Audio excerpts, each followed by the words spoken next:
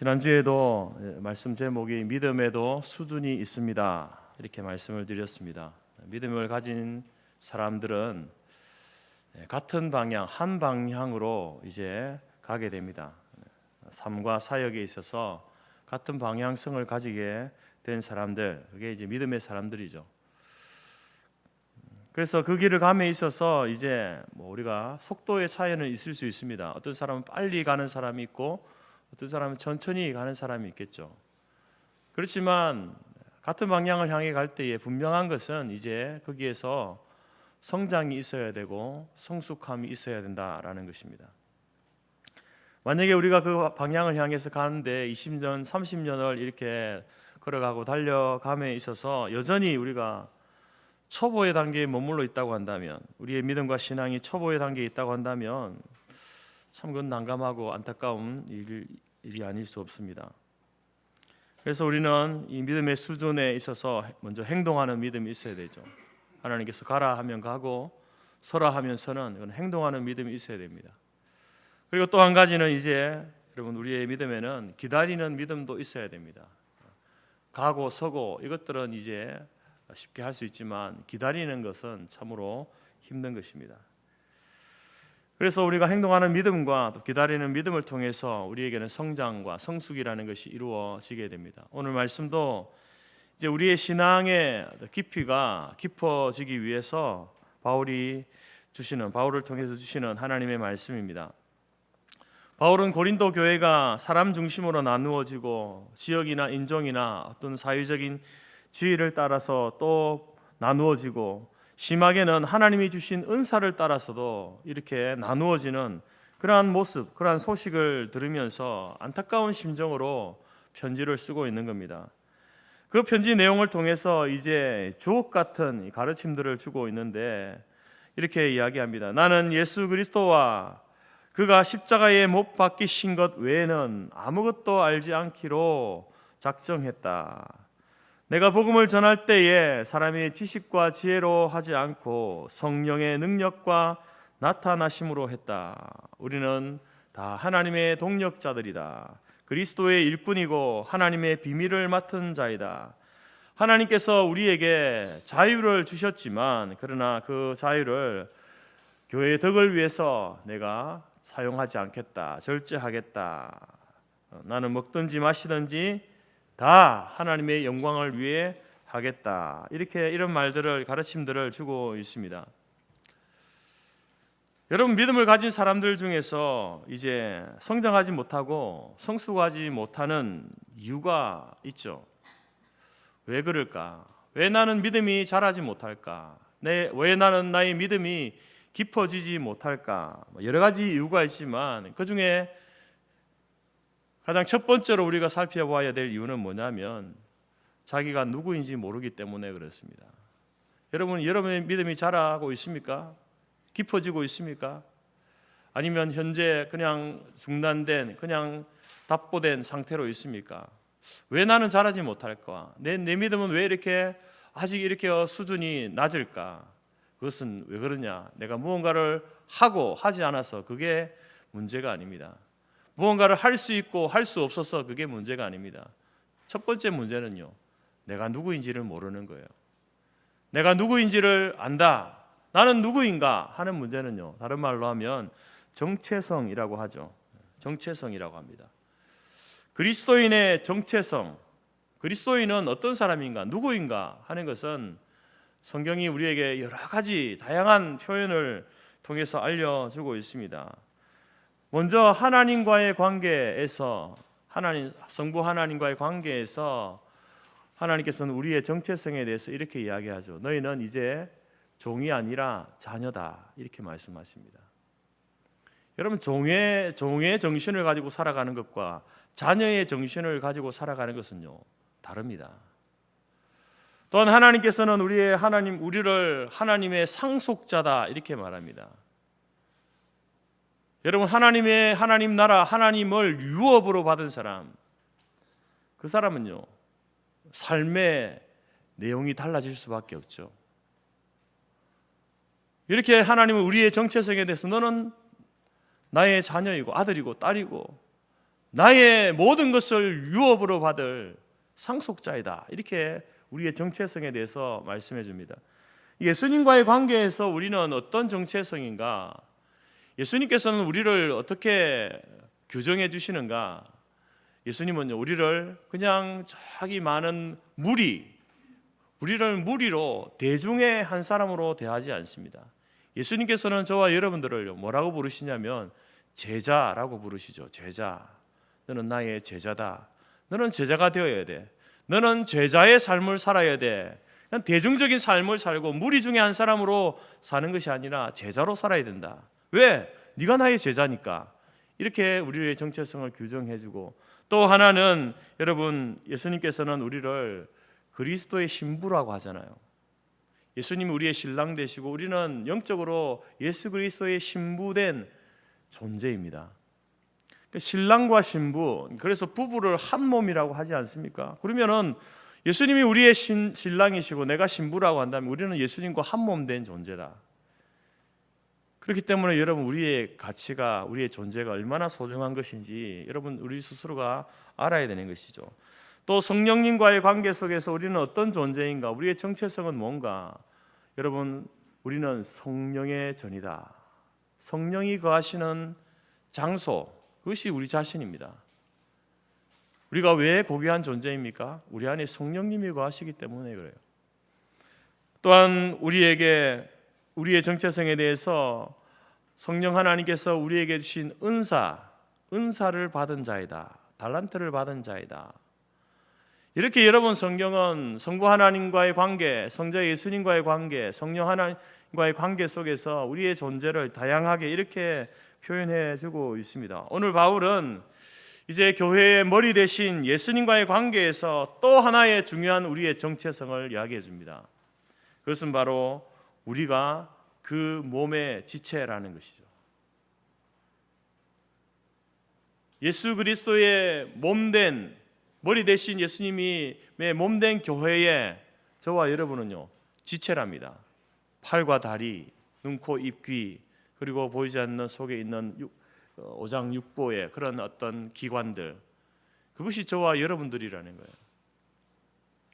그래서 바울은 이제 우리 각 사람이 그리스도의 몸의 지체이기 때문에 우리 모두는 한 몸이다, 이렇게 이야기하는 거예요. 한 몸이다. 우리는 다른 몸을 이루고 있는 게 아니에요.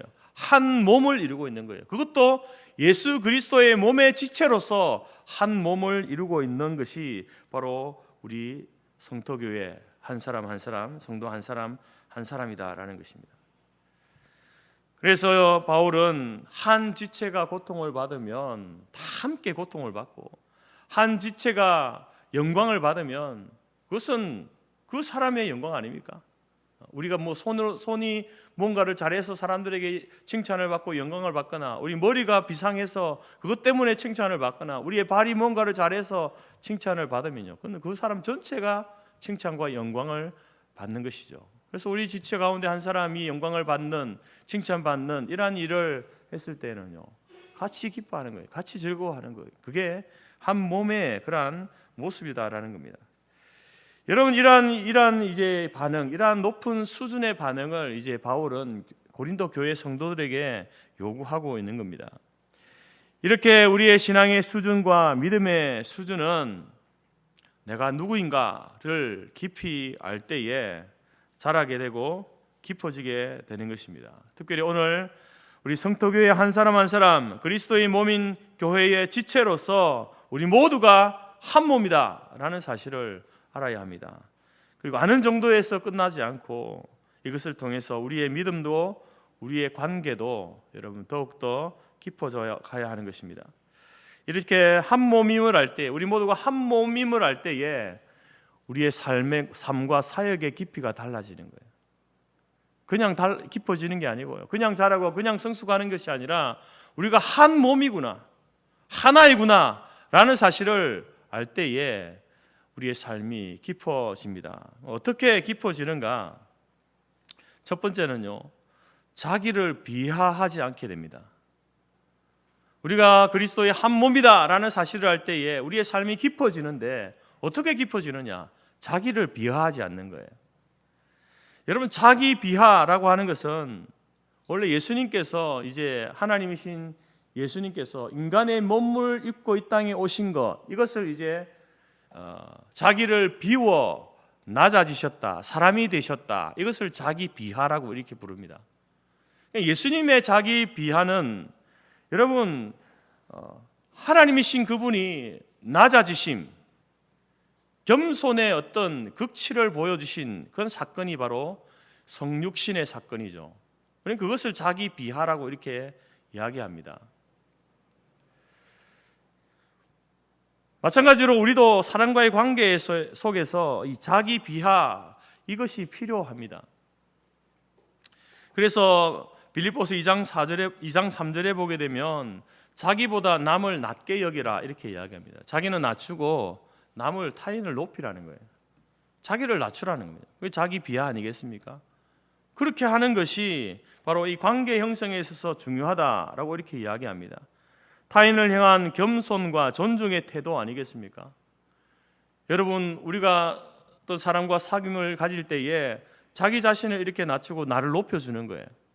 내가 볼 때 별 볼 일 없는데 근데 나를 높여주는 거예요. 그런 사람과 여러분, 우리가 이렇게 관계를 맺고 친분을 갖게 되어지면 여러분 어떻습니까? 그 관계가 깊어질까요? 멀어질까요? 저 사람은 만날 때마다 나에 대해서 나를 이렇게 좀 가치를 높여줘. 내가 생각하는 것 이상의 그런 어떤 존중을 보여줘. 그러면요, 그런 사람은 계속 만나고 싶죠. 좋은 관계를 계속해서 이어가고 싶고, 그리고 더 관계가 깊어지고 발전하게 되지 않겠습니까? 자기는 낮추고 나는 높여주니까 그런 거죠.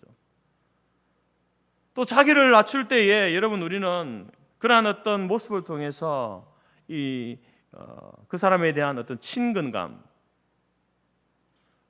유머를, 우리가 여유를 갖게 되고 유머를 보게 되죠. 그러면서 긴장이 사라지고 거리가 좁혀지게 되는 것을 우리가 경험하게 됩니다. 실제로 그가 뭐 가치가 없어서 자기를 낮추는 게 아니라 자기의 겸손을 표현하는 것 아니겠습니까? 근본 이제 목사 계속 교육 때에 이제 제가 집행부에 있어서 함께 이제 그 일들을 진행하고 했습니다. 그래서 이제 하루 일과를 마치면 다 모여가지고 오늘 하루 어떻게 이제 계획대로 일이 진행되었는지, 또 부족한 부분이 무엇이었는지를 나누는 이제 그 일들을 했습니다. 그래서 이 집행부는 한 방에 이제 이렇게 짐을 풀고 잠을 자거든요. 하루의 일과를 마치고 이제 이런 이야기를 다 하고 또 남아서 좀 더 대화를 하는 중에 이제 이 목사님들이 손자 자랑을 하는 거예요. 자기 손자 자랑을 하는 거예요. 내가 보여달라고 하지도 않았는데 핸드폰 열어가지고 동영상도 보여주고 사진도 보여주는 겁니다. 그래서 제가 손자 자랑하려면 10,000원짜리 하나 내놓고 하라고, 그렇게 해야 된다고. 그러니까 하는 말씀이, 손자 자랑은 10,000원짜리 하나 내놓아도 아깝지 않다라고 더 이렇게 이야기하는 거죠. 그래서 또 옆에 있던 한 목사님은 아이고, 손자 없는 사람 서러워 살겠나, 이런 이제 이야기들이 이렇게 시작됩니다. 그런데 그 옆에 있던 이제 목사님, 이성현 목사님, 우리 성도교회에 계시다가 지금 울산 나군노에서 이제 사역하고 섬기시는 목사님인데, 이성현 목사님이 이렇게 말하는 거예요. 나는 손자도 없다. 그런데 아내도 없다. 나는 손자도 없고 아내도 없다. 이렇게 말하는 거예요. 갑자기 전체가 좀 침묵이 흘렀습니다. 이성현 목사님은 지난해 5월에 사모님이 소천하셨거든요. 지난 이제 5월달에 이렇게 소천하시고 장례를 다 치르고 작년에도 6월달에 목사 계속 교육을 부산에서 했습니다. 그런데 그때는 이제 목사님과 사모님 함께 이렇게 계속 교육을 했거든요. 목사님대로 또 사모님은 사모님대로 모여가지고 이렇게 세미나를 갖고 또 했습니다. 그래서 첫날은 그렇게 해서 이제 하고 예배드리고 이렇게 세미나를 갖고 이렇게 하루를 잠을 자고, 다음 날 아침이 되어가지고 아침 식사하러 식당에 탁 갔는데 이성희 목사님 식사하러 갔는데 보니까 보이는 장면이 어떤 거예요?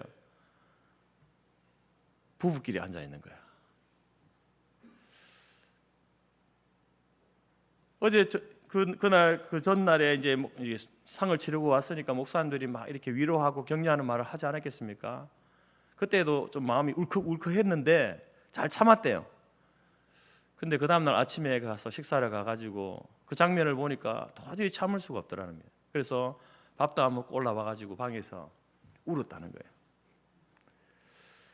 그랬던 목사님이 1년이 지나고 나서 나는 손자도 없고 사모도 없다, 아내도 없다, 이런 말을 하는 걸 볼 때에 이 목사님이 자기의 그 약점을 유머로 받아칠 만큼 마음의 여유가 생겼구나, 마음의 딱지가 앉았구나 생각하면서 잠깐 침묵이 흘렀지만 같이 이렇게 박장대소하면서 웃었습니다. 여러분, 이처럼 올바른 자기 비하는요, 자기를 겸손하게 낮추는 그것은요, 때로 유머와 친근감으로 사람과의 관계를 회복시킵니다. 그런데 문제는 뭐냐면 자신의 가치에 대해서 지나치게 비하하는, 자기의 가치를 너무 낮게 잡는 거예요. 그건 자기의 자존심에 어떤 자존심을 무너뜨리는 일이 된다라는 것입니다. 그렇지 않겠습니까? 만약에 여러분, 이 목사님이 그날 저녁에 그렇게 말하고 막 웃고 이렇게 지나갔어요. 근데 그 다음날 또 이야기하는 거야. 나는 손자도 없고 아내도 없다. 그 다음날 또 이야기하는 거예요. 나는 손자도 없고 아내도 없다. 그러면 듣는 우리가 어떻겠습니까? 좀 부담스럽죠. 왜 저런 말 자꾸 하실까? 있지 않겠습니까? 관계가 더 어려워질 수 있는 거예요. 지나친 자기 비하는 다른 사람에게 부담을 주는 거예요. 그리고 또한 스스로의 어떤 일을 하고 일을 행하고 진행해 나갈 때에 어떤 그 일을 할 수 있는 기회를 차단해 버리는 그러한 것이 될 수 있습니다. 그런데 진짜 문제는 뭐냐면 자기 자신에 대한 지나친 비하는요, 하나님께서 주신 은사와 가치를 무시하는 행위가 되는 거예요. 하나님이 나를 이런 사람으로 만들어 주셨습니다. 하나님께서 나에게 이런 달란트, 은사를 주셔서 이런 일을 하게 하시고 이런 자리에서 살도록 해주지 않았습니까? 그런데 그것을 아주 가치 없게 낮게 평가하는 거예요. 겸손을 지나서 지나친 자기 비하를 행할 때에 그것은 어떤 의미입니까?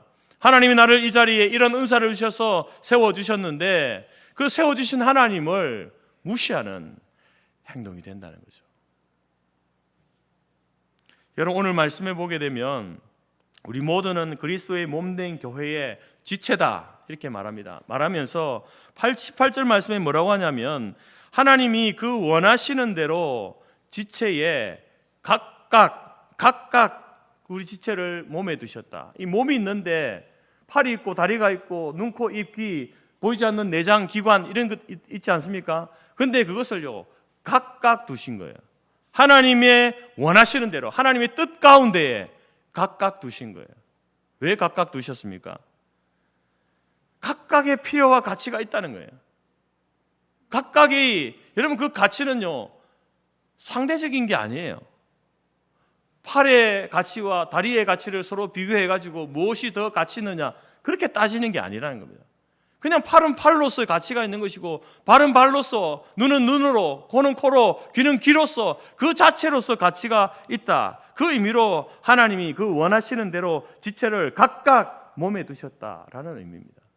여러분, 우리 모두는 그리스도의 몸된 교회의 지체입니다. 어떤 사람은 눈에 보여지는 그런 위치에서 일을 하는 사람이 있고 어떤 사람은 보여지지 않는 곳에서 일하는 사람이 있습니다. 여러분, 그것이 서로 비교되면서 눈에 보여지고 사람들에게 알려지고 사람들이 그렇게 칭찬받고 인정받으니까 더 중요하고, 그게 아니라는 거예요. 서로 비교의 대상이 아닙니다. 그냥 우리는 존재 자체로서 가치 있는 거예요. 각각 필요를 따라서 하나님께서 우리를 세워주셨다라는 거죠. 교회 안에는 여러 가지 은사를 가진 성도들이 있습니다. 하나님께서 은사, 달란트, 재능이라는 것을 주셨죠. 그 재능에 따라서 여러분, 우리가 교회 안에서도 일을 하고 세상 속에서도 직장을 가지고 일을 하지 않겠습니까? 근데 그것을 비교하여서 누가 더 중요하고 덜 중요한지 따질 필요가 없는 거예요. 나는 저런 은사를, 저런 재능을 받지 못해서 내가 저 자리에 오르지 못하는구나. 저 사람은 저렇게 섬기니 다른 사람들은 저렇게 인정을 받는구나 하면서 자신에 대해서 저급한 자기 비하를 할 이유가 없다는 거예요. 여러분, 우리 모두는 그리스도의 몸인 교회의 지체입니다. 다 중요하고 다 소중합니다. 자기만의 독특한 가치가 있는 거예요. 자기만의 독특한 가치. 내가 다른 사람과 같지 않다라고 해서 여러분 지나친 자기 비하하지 마십시오. 다른 사람이 하는 일을 내가 하지 못한다고 해서, 다른 사람이 서 있는 그 자리에, 그 위치에 내가 서 있지 못하고 해서 자기 비하하지 마시기 바랍니다. 여러분, 우리 몸에도 보여지는 지체가 있고 보여지지 않는 지체가 있지 않습니까? 보여지는 지체가 더 영광을 받는 것처럼 칭찬을 받고 인정을 받는 것 같지만, 실제로는 여러분 보여지지 않는 지체가 더 소중한 거예요. 그래서 하나님께서는요, 이 팔과 다리는 겉으로 다 드러나게 하잖아요. 눈, 코, 입 다 드러내게 하잖아요. 근데 하나님 우리는 5장 6부는 안에다 숨겨두시잖아요. 왜 그럴까요? 더 소중하기 때문에 그래요. 더 중요하기 때문에 그래요.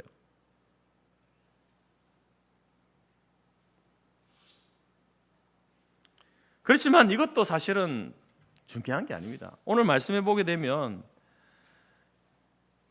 24절에 오직 하나님이 몸을 고르게 한다라고 하잖아요. 사람들은 무엇이 더 가치 있느냐, 뭐가 더 중요하냐, 뭘 더 아름다우냐, 뭐가 더 칭찬받으냐, 이렇게 여러분 나누고 따집니다. 저도 그렇게 했잖아요. 제가 볼 때는 겉에 있는 것보다 속에 있는 게 더 중요한 것 같습니다. 하나님이 이렇게 보호해서 우리 몸으로 이렇게 가죽으로 싸서 보호해 주시잖아요. 이렇게 이야기를 하잖아요. 사람들은 그렇게 이야기해요. 그러나 그것은 별 의미가 없다는 거예요. 왜냐? 나중에는 어떻게 된다는 거예요? 고르게 하신다는 거예요. 고르게. 지금은 가치 없는 것처럼 보이고 지금은 중요하지 않은 것처럼 보이지만, 그래서 사람들에게 인정을 받지 못하고 칭찬을 받지 못하는 그런 위치에 있다 할지라도 나중은요 다 고르게 해주신다는 거예요. 고르게. 그렇기 때문에 여러분의 가치를 떨어뜨리는 저급한 자기 비하를 멈추시기 바랍니다. 우리 모두는 한 몸을 이루는 지체입니다. 어느 것 하나라도 빠지면, 여러분 팔이 하나가 없고 다리가 하나 없고 눈이 없고 코가 없으면요 그걸 온전한 몸이라고 하지 않죠. 다 있어야 되는 거예요. 다 있어야 온전한 몸이 될 수 있는 겁니다. 그래서 여러분 우리가 그리스도의 몸의 지체이구나, 우리는 한 몸이구나, 이것을 알 때에 당당할 수 있는 거예요. 당당할 수 있습니다. 세상에서도 당당할 수 있는 거예요. 나는 저 사람 갖지 못해, 저 사람이 가진 것을 내가 가지지 못해서, 그렇게 여러분 스스로를 낮추지 마십시오. 저 사람이 없는 건 나에게 있는 거예요. 내가 좀 부족할지라도 하나님께서 나를 이러한 자리에, 이러한 위치에, 이러한 지체로서 나를 사용하시는 것은 그 자체로서 가치가 있는 거예요. 있기 때문에 그렇게 하신다라는 겁니다. 한 몸임을 알 때에 당당할 수 있고, 여러분 그렇습니다. 자기를 괴롭히고 또 타인을 불편하게 만드는 지나친 저급한 자기 비하, 한 몸임을 알 때에 멈출 수 있는 거예요. 그것이 여러분 우리의 신앙과 삶이 깊어지는 방법이에요. 두 번째로, 한 몸임을 알 때에 우리는 우리의 신앙과 삶이 깊어지는데 어떻게 깊어지는가? 두 번째는 타인의 가치를 인정하게 되죠. 타인의 가치를 인정하게 됩니다. 바울은 오늘 중요한 말들을 많이 합니다. 22절에 보면요, 이제 이렇게 이야기하죠. 우리는 사람들은 나누는 게 좀 죄된 본성 중에 하나입니다. 자꾸 나누려고 해요. 이렇게 이야기합니다. 약하게 보이는 지체가, 사람들이 그렇게 나누는 거예요. 저 지체는 좀 약하게 보인다, 이렇게 나눈다는 거죠. 약하게 보이는 지체가 요긴하다, 이렇게 말합니다. 바울은 너희들이 약하다고 이야기하지만 그러나 그 지체가 더 요긴하다, 22절에 말하고 있죠. 23절에 뭐라고 합니까? 덜 귀히 여기는 것을 더욱 귀한 것들로 입혀주고 아름답지 못한 것은 아름다운 것을 얻는다, 이렇게 말합니다. 우리는 덜 귀하다, 아름답다, 아름답지 못하다, 이렇게 나누는데 하나님은 그것을, 덜 귀한 것을 더 귀한 것으로 입혀주고 아름답지 못한 것을 아름다운 것을 얻는다. 24절에는 하나님께서 부족한 지체에게 귀중함을 더한다. 여러분, 이 말씀들은 약하고 부족하게 보이고 귀하게 여겨지지 않고 아름답게 보여지지 않는 그러한 지체들, 그 지체들에 대해서 하나님께서 더 관심과 사랑을 주신다는 거예요. 실제로는 다 같이 있는데 사람들이 그렇게 구분하고 낮출 때에 하나님은요, 그 사람들을 높여주고 인정해주고 사랑해주고 입혀주고 귀하게 여기시고 한다는 거죠.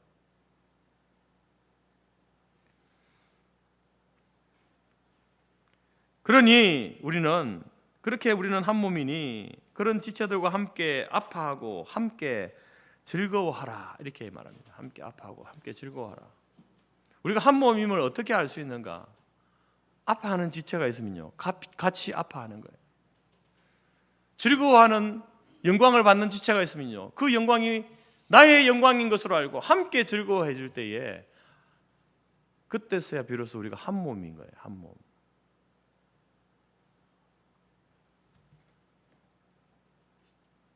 그래서 우리가 한 몸임을 알 때에 다른 사람의 가치를 우리가 인정해 주는 거죠. 인정할 수 있게 된다는 겁니다. 교회 안에서 여러분 쓸데없는 짓 하고 있다, 또 자기 일만 중요하게 여기고 자기 은사만 탁월하고 자기 주장만 옳다, 그래서 자기와 똑같은 말을 해야 되고 똑같은 일을 해야 되고 똑같은 행동을 해야 된다, 이렇게 주장해서는 안 되는 겁니다. 오늘 말씀에도 눈이 손들어 너는 쓸데없다, 머리가 발들어 너는 쓸데없다, 그렇게 하면 되겠습니까? 온전한 몸이 될 수 없는 거죠. 각각 하는 일이 다른데 자기와 다른 일을 한다고 해서 중요하지 않다, 필요하지 않다, 그렇게 말하는 것은요, 그 사람을 이렇게 낮추는 것도 되지만 사실 그것은요, 하나님을 정면으로 대적하는 일입니다. 누가 그렇게 세우셨습니까? 누가 그 은사를 주어서 그 자리에, 그 위치에 세우셨습니까? 하나님이 그렇게 하신 거예요. 근데 그 사람을 향해서, 그 지체를 향해서 너는 쓸데없다, 필요없다, 중요하지 않다, 이렇게 말하는 것은 하나님을, 그것을 주신, 그렇게 세우신 하나님을 대적하는 행위가 된다라는 거죠. 하나님께서 귀하게 여기고 아름답게 만드시고 귀중하게 여기시는 지체입니다. 우리 옆에 있는 사람들 그런 존재예요. 하나님께서는 이런 사람들, 저런 사람들을 다 모아서 우리의 몸을 고르게 하시는 거예요. 고르게 하시는 거예요. 그래서 여러분, 우리는 한 사람이 아파하면 같이 아파하고 한 사람이 영광을 받으면 같이 즐거워하는 한 몸이 되어야 되는 거예요. 아픈 사람이, 아파본 사람이 알지 않습니까? 몸의 한 부분이 아프면 어떻습니까? 몸 전체가 아프잖아요. 왜요? 한 몸이니까 그런 거예요. 한 몸이니까. 손가락이 아프다고 가시 찔렸다고 여기만 아픕니까? 다 아프죠. 한 몸이니까 그런 거예요. 마찬가지로 한 지체가 영광을 받습니다. 칭찬을 받습니다.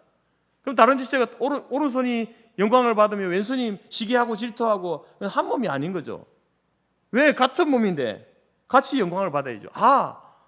이 오른손이 영광을 받는 것은 내가 영광을 받는 것과 똑같은 것이구나. 그러면서 함께 즐거워하는 거죠.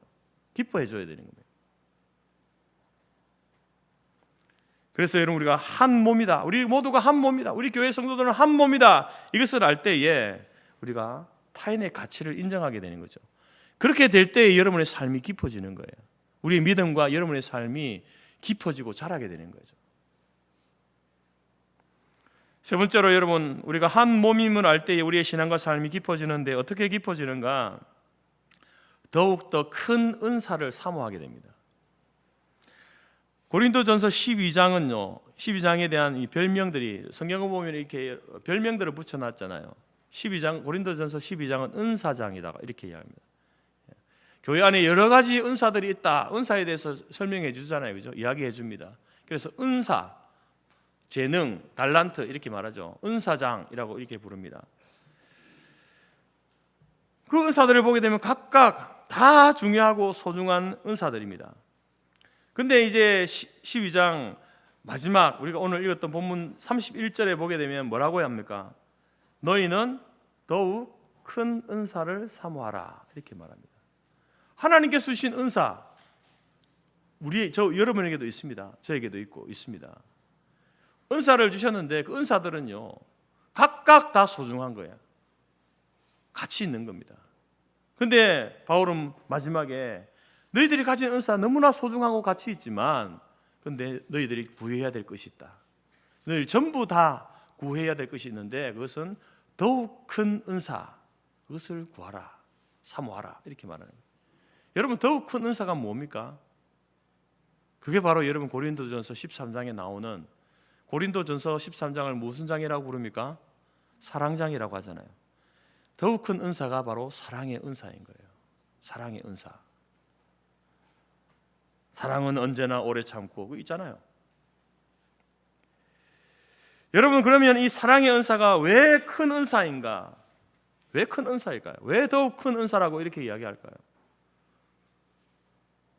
그럼 이렇게 어떤 수직으로 이렇게 여러분 계단형으로 만들어서 높다 낮다 이걸 말하려고 하는 게 아니에요. 사도 바울은 구슬이 서말이라도 깨어야 보배다라는 말이 있잖아요. 하나님께 주신 은사 각각은요, 예를 들면 진주와 같은 거예요. 하나님께서 여러분들에게 진주라고 하는 은사 보배를 하나씩 맡겨주셨어요. 근데 각각 진주가 이렇게 하나 탁 있으면 가치가 어떻습니까? 별로 가치를 안 쳐져요. 근데 그 진주를 실을 가지고 하나로 탁 꿰어버려서 목걸이를 만들어버리면 어떻습니까? 엄청난 가치가 생기죠. 그 진주를 꿰는 실, 그게 바로 사랑인 거예요. 우리에게 하나님께 주신 은사, 가장 다른 은사들이, 보석들이 있는데 그것을 하나로 꿰어버리는 것, 그게 바로 사랑의 은사예요. 그래서 여러분 우리에게 주신 은사가 너무나 중요하고 가치 있고 소중한 것이지만 그것이 더 가치 있고 중요한 보배가 되기 위해서는 너희들 모두가 사랑의 은사를 사모해야 된다. 사랑의 은사를 가져야만 그것이 꿰어져서 아름답고 가치 있는 그러한 일들을 하게 된다라고 이렇게 이야기하는 거죠. 그래서 바울은요 갈라디아서 2장에서 성령의 열매, 성도들이 맺어야 할 신앙생활하며 믿음의 생활하면서 맺어야 될 열매가 9가지가 있는데 그 9가지 열매를 이야기하면서 첫 번째 뭐라고 합니까? 사랑과 희락과 화평과 사랑을 제일 먼저 이야기하잖아요. 우리가 맺어야 될 열매 중에 제일 첫 번째로 맺어야 될 게 사랑이라는 겁니다. 사랑.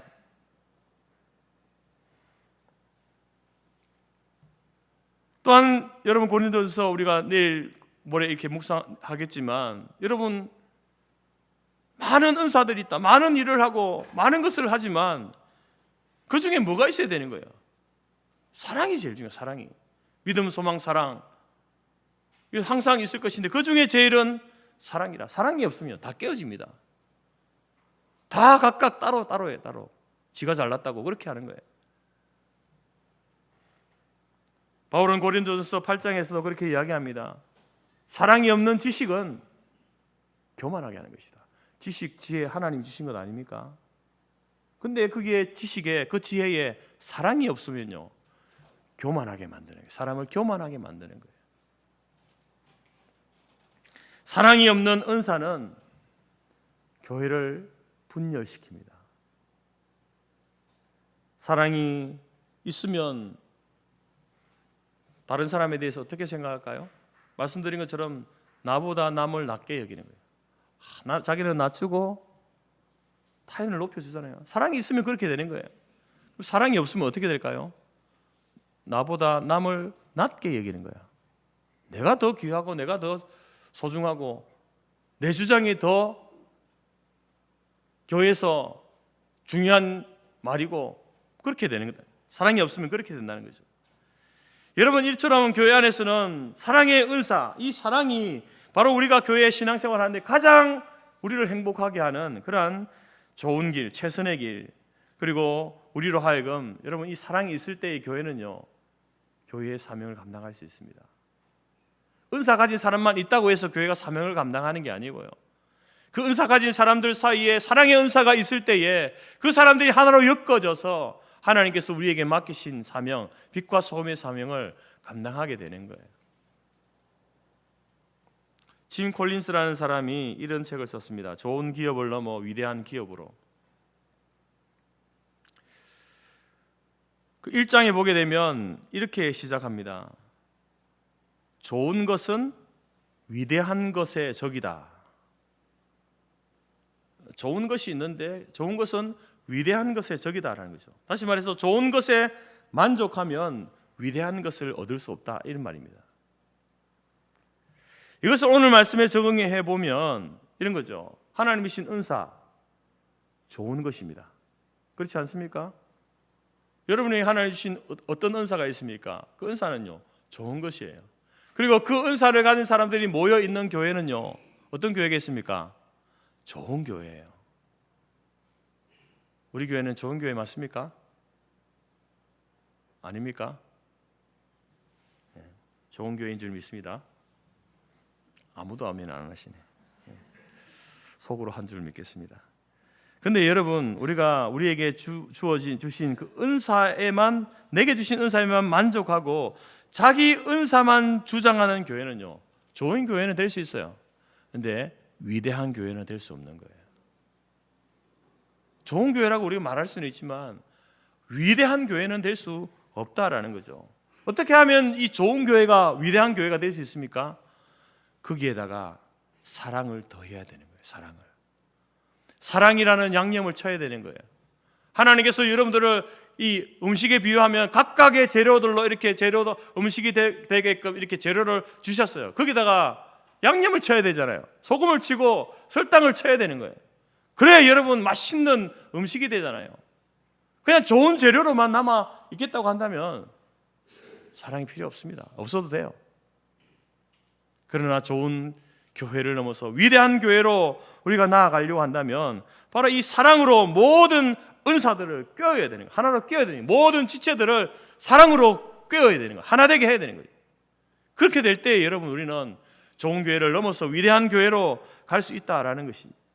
그런데 그렇지 않고 교회를 사람 중심으로 나누고 지역 중심으로, 혈연으로, 사회적 신분으로 그 어떤 것으로 그룹을 만들어서 교회를 나누게 된다고 한다면 그 행동은요, 마귀적인 행동이에요. 마귀적인 일을 하는 거예요. 마귀의 하수인을 일을 하는 겁니다. 마귀라는 이름의 뜻이 뭡니까? 이간질시키는 자, 이간질. 분열시키는 자. 그게 마귀가 하는 일이에요. 근데 그 일을 내가 하고 있다, 우리가 하고 있다. 그러면 우리는 어떤 존재라는 거예요? 지금 내가 무슨 일을 하고 있는 겁니까? 마귀의 일을 하는 거 아닙니까? 마귀의 하수인 노릇 하는 거예요. 그래서 우리가 모두가 한 몸이다. 그리스도의 몸의 한 지체를 이루고 지체가 되어진 한 몸이다 라는 사실을 안다면 우리는 어떤 은사를 구해야 됩니까? 하나님께서 내게 주신 은사, 그것도 중요하지만 거기에다 무엇을 더해야 됩니까? 사랑의 은사를 더해야 돼요. 하나님, 저에게 이런 대단한 놀라운 은사를 주신 건 너무 감사합니다. 그런데 이 은사에 더하여서 하나님, 제가 기도합니다. 요구합니다. 사랑의 은사를 주십시오. 내 것만 주장하지 않고 내 것만 자랑하지 않고 다른 사람을 귀하게 존중히 여기는 그러한 할 수 있는 사랑의 은사, 사랑의 마음을 저에게 주십시오. 그런 기도 하셔야 되는 거예요. 어쩌면 다른 것 기도보다 이 기도를 제일 먼저 하셔야 됩니다. 물론 여러분 성품적으로 이렇게 사랑이 많은 분이 있을 수도 있고 적은 분이 있을 수도 있습니다. 그런데 분명한 게 뭡니까? 분명한 것은 우리가 그리스도인이라면, 믿음을 가지고 있다면 우리는 반드시 여러분 사랑의 열매를 맺어야 되는 거예요. 그렇지 않습니까? 그래야 여러분 우리가 교회를 교회되게 할 수 있는 것이다. 여러분, 우리의 믿음과 우리의 신앙은요, 자라고 성숙해져 가야 됩니다. 현재 상태에 답보 상태에 머물러 있어서는 안 돼요. 더 심하게 말하면 뒤로 물러가서 침전에 빠지는 자가 되어서는 더욱더 안 됩니다. 속도는 다를 수 있잖아요. 빠르게 자라고 성장하는 사람이 있는 반면에 느리게 그렇게 자라는 사람이 있을 수 있습니다. 그러나 분명한 건 뭐예요? 성장하고 성숙해야 되는 거예요. 우리의 신앙과 우리의 삶이 어떻게 하면 깊어질 수 있습니까? 우리 모두가 그리스도의 지체다, 우리는 한 몸이다 라는 사실을 알 때에 여러분, 우리는 깊어질 수 있는 거예요.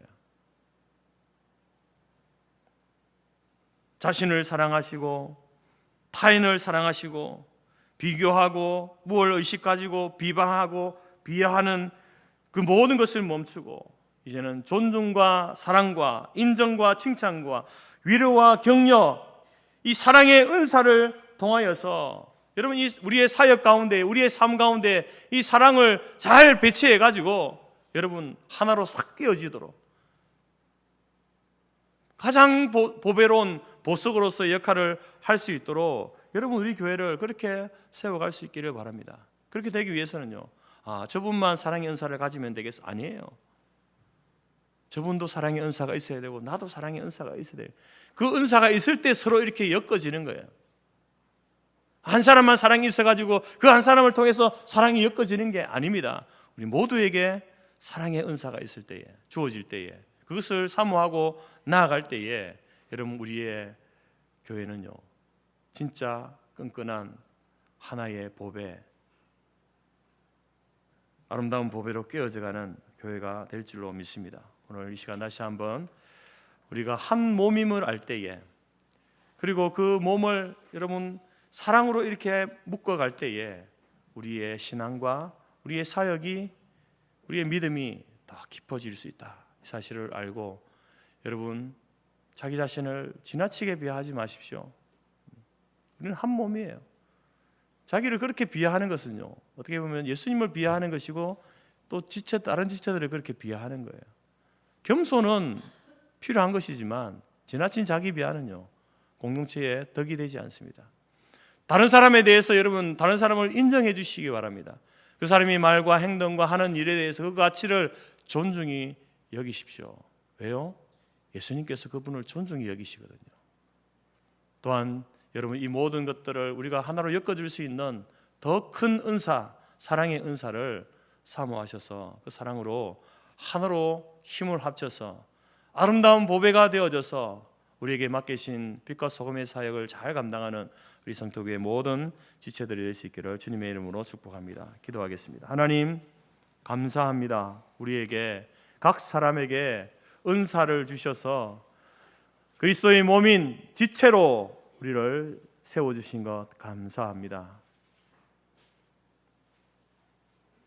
누구는 팔이고 누구는 다리고 누구는 눈, 코, 입, 귀, 누구는 오장육부의 그러한 지체로 우리를 부르셨음을 우리가 압니다. 그렇기에 우리 모두가 한 몸임을 알게 하여 주옵소서.